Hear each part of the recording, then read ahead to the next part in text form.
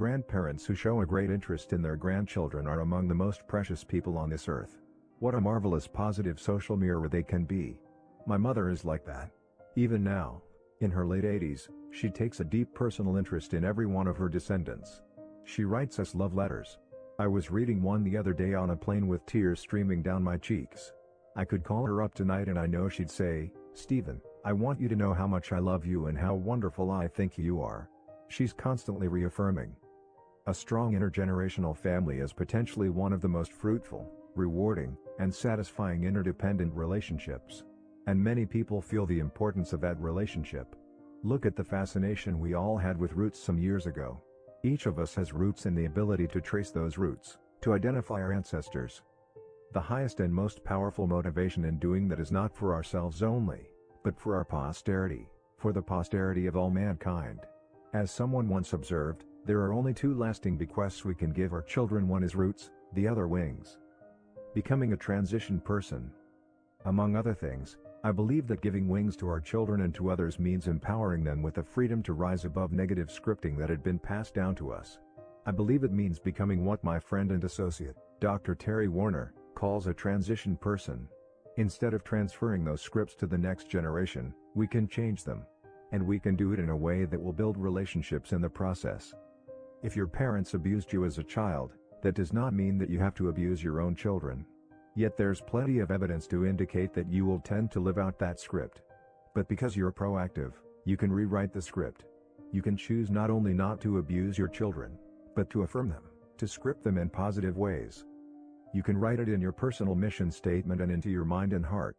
You can visualize yourself living in harmony with that mission statement in your daily private victory. You can take steps to love and forgive your own parents, and if they are still living, to build a positive relationship with them by seeking to understand.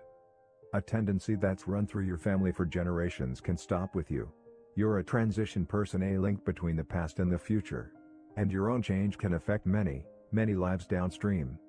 One powerful transition person of the 20th century, Anwar Sadat, left us as part of his legacy a profound understanding of the nature of change.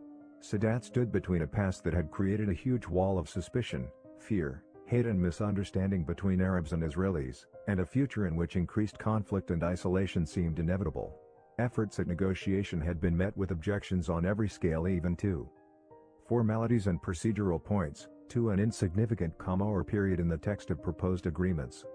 While others attempted to resolve the tense situation by hacking at the leaves, Sadat drew upon his earlier centering experience in a lonely prison cell and went to work on the root. And in doing so, he changed the course of history for millions of people. He records in his autobiography, "It was then that I drew, almost unconsciously, on the inner strength I had developed in cell 54 of Cairo Central Prison, a strength, call it a talent or capacity, for change. I found that faced a highly complex situation, and that I couldn't hope to change it until I had armed myself with the necessary psychological and intellectual capacity. My contemplation of life and human nature in that secluded place had taught me that he who cannot change the very fabric of his thought will never be able to change reality, and will never, therefore, make any progress. Real change comes from the inside out. It doesn't come from hacking at the leaves of attitude and behavior with quick-fix personality ethic techniques. It comes from striking at the root, the fabric of our thought, the fundamental, essential paradigms, which give definition to our character and create the lens through which we see the world. In the words of Amiel, moral truth can be conceived in thought. One can have feelings about it. One can will to live it. But moral truth may have been penetrated and possessed in all these ways, and escape us still. Deeper even than consciousness there is our being itself, our very substance, our nature. Only those truths which have entered into this last region, which have become ourselves, become spontaneous and involuntary as well as voluntary, unconscious as well as conscious, are really our life, that is to say, something more than property. So long as we are able to distinguish any space whatever between truth and us, we remain outside it. The thought, the feeling, the desire or the consciousness of life may not be quite life. To become divine is then the aim of life. Then only can truth be said to be ours beyond the possibility of flaws. It is no longer outside us, nor in a sense even in us, but we are it, and it is we. Achieving unity, oneness with ourselves, with our loved ones, with our friends and working associates, is the highest and best and most delicious fruit of the 7 habits. Most of us have tasted this fruit of true unity from time to time in the past, as we have also tasted the bitter, lonely fruit of disunity, and we know how precious and fragile unity is. Obviously, building a character of total integrity and living the life of love and service that creates such unity isn't easy. It isn't quick fix. But it's possible. It begins with the desire to center our lives on correct principles, to break out of the paradigms created by other centers and the comfort zones of unworthy habits. Sometimes we make mistakes, we feel awkward. But if we start with a daily private victory and work from the inside out, the results will surely come. As we plant the seed and patiently weed and nourish it, we begin to feel the excitement of real growth and eventually taste the incomparably delicious fruits of a congruent, effective life. Again, I quote Emerson, "That which we persist in doing becomes easier, not that the nature of the task has changed, but our ability to do has increased." By centering our lives on correct principles and creating a balanced focus between doing and increasing our ability to do, we become empowered in the task of creating effective, useful, and peaceful lives, for ourselves, and for our posterity. A personal note. As I conclude this book, I would like to share my own personal conviction concerning what I believe to be the source of correct principles. I believe that correct principles are natural laws, and that God, the Creator and Father of us all, is the source of them, and also the source of our conscience. I believe that to the degree people live by this inspired conscience, they will grow to fulfill their natures. To the degree that they do not, they will not rise above the animal plane. I believe that there are parts to human nature that cannot be reached by either legislation or education, but require the power of God to deal with. I believe that as human beings, we cannot perfect ourselves. To the degree to which we align ourselves with correct principles, divine endowments will be released within our nature in enabling us to fulfill the measure of our creation. In the words of Teilhard de Chardin, we are not human beings having a spiritual experience. We are spiritual beings having a human experience. I personally struggle with much of what I have shared in this book. But the struggle is worthwhile and fulfilling. It gives meaning to my life and enables me to love, to serve, and to try again. Again, T.S. Eliot expresses so beautifully my own personal discovery and conviction: we must not cease from exploration. And the end of all our exploring will be to arrive where we began and to know the place for the first time. Afterward, questions I am often asked. Frankly, I've always been embarrassed by personal questions like some in this afterword. But I am asked them so often and with such interest that I've gone ahead and included them here. Many of these questions and answers were also included in Living the 7 Habits. The 7 Habits was published in 1989. Given your experiences in the many years that have followed, what would you change, add, or subtract? I'm not responding lightly, but frankly I wouldn't change anything. I might go deeper and apply wider, but I have had the opportunity to do that in some of the books released since then. For example, over 250,000 individuals were profiled showing Habit 3, Put First Things First, as the habit most neglected. So, the First Things First book, published 1996, went deeper into Habits 2 and 3 but also added more substance and illustrations for all the other habits. The 7 Habits of Highly Effective Families applied the 7 Habits framework of thinking into building strong, happy, highly effective families. Also, my son, Sean, applied the framework to the unique needs, interests and challenges of teens in a very visually attractive, entertaining, and edifying way in the 7 Habits of Highly Effective Teens. We have also had tens of thousands of people tell us of the significant impact of becoming the creative force of their own lives through internalizing the 7 Habits. 76 of them shared the details of their fascinating stories of courage and inspiration in living the 7 Habits, showing the transforming power of the principles in all kinds of personal, family, and organizational settings regardless of their circumstances, organizational position, or prior life experiences. What have you learned about the 7 Habits since the book's release? I have learned or had reinforced many things. I'll briefly mention 10 learnings. 1. The importance of understanding the difference between principles and values. Principles are natural laws that are external to us and that ultimately control the consequences of our actions. Values are internal and subjective and represent that which we feel strongest about in guiding our behavior. Hopefully we will come to value principles, so that we get the results we want now in a way that enables us to get even greater results in the future, which is how I define effectiveness. Everyone has values, even criminal gangs have values.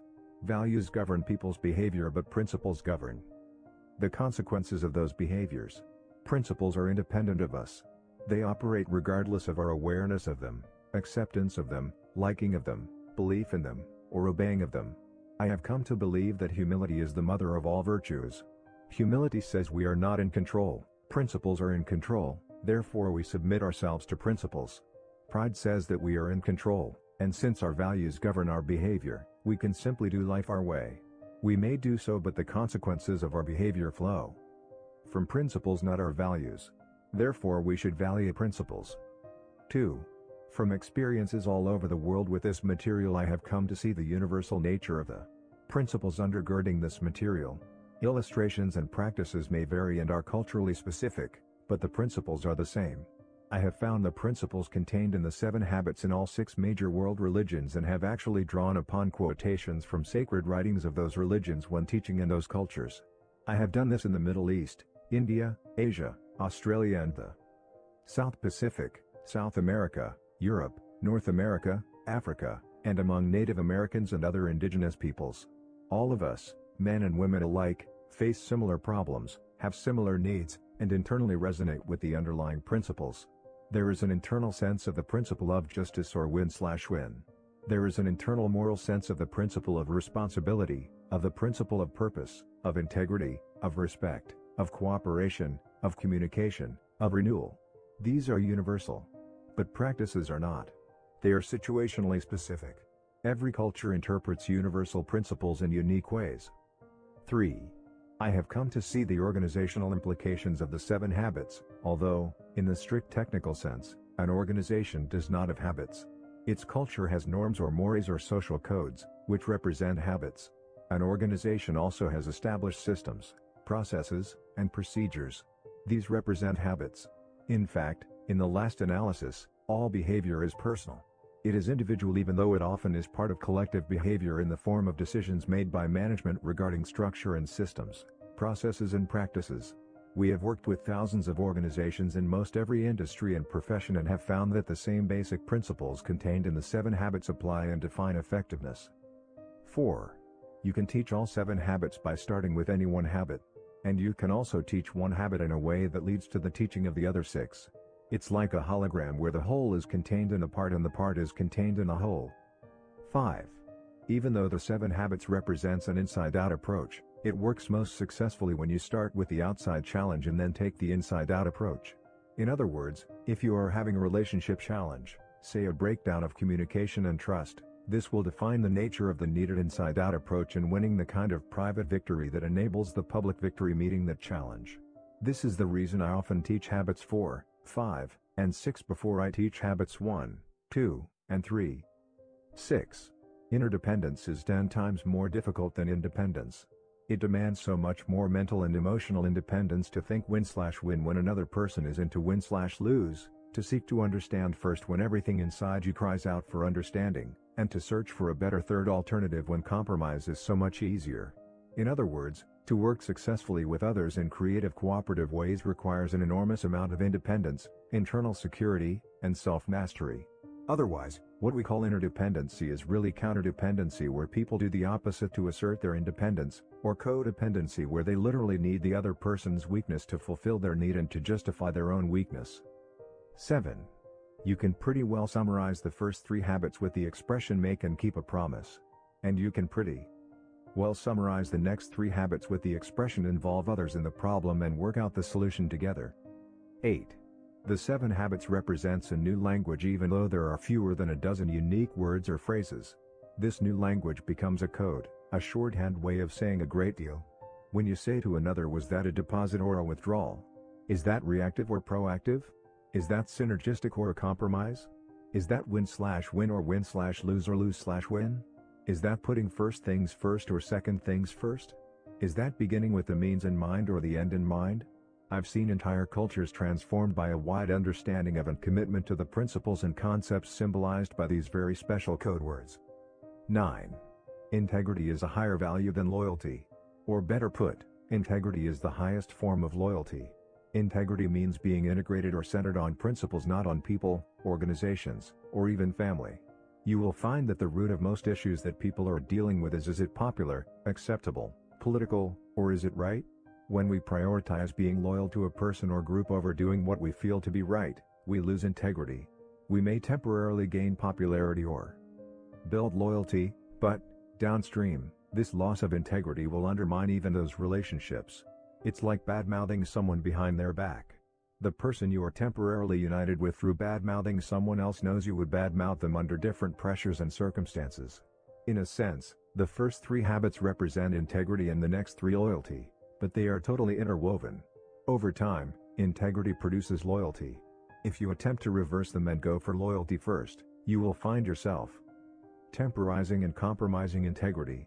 It's better to be trusted than to be liked. Ultimately, trust and respect will generally produce love. 10. Living the 7 habits is a constant struggle for everyone. Everyone falters from time to time on each of the 7 and sometimes all 7 simultaneously. They really are simple to understand but difficult to consistently practice. They are common sense, but what is common sense is not always common practice. Which habit do you personally have the greatest difficulty with? Habit 5. When I am really tired and already convinced I'm right, I really don't want to listen.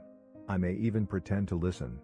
Basically, I am guilty of the same thing I talk about, listening with the intent to reply, not to understand. In fact, in some sense, I struggle almost daily with all 7 habits. I have conquered none of them. I see them more as life principles that we never really master, and that the closer we come to their mastery, the more aware we become of how far we really have yet to go. It's like the more you know you don't know. This is why I often gave my university students 50% of the grade for the quality of their questions and the other 50% for the quality of their answer to their questions. Their true level of knowledge is better revealed that way. Similarly, the 7 habits represents an upward cycle. Habit 1 at a high level is vastly different from habit 1 at a lower level. To be proactive at the beginning level may only be awareness of the space between stimulus and response. At the next level it may involve a choice such as, not to get back at or to get even. At the next level, to give feedback. At the next level, to ask forgiveness. At the next level, to forgive. At the next, to forgive parents. At the next level, to forgive dead parents. And the next level, to simply not take offense. You're the vice chairman of Franklin Covey Company. Does Franklin Covey live the 7 habits? We try to. Continually trying to live what we teach is one of our most fundamental values. But we don't do it perfectly.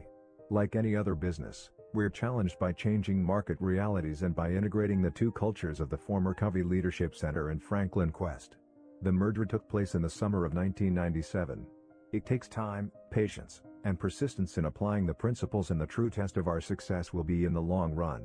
No snapshot will give an accurate picture. Any airplane is off track much of the time but just keeps coming back to the flight plan. Eventually, it arrives at its destination. This is true with all of us as individuals, families, or organizations.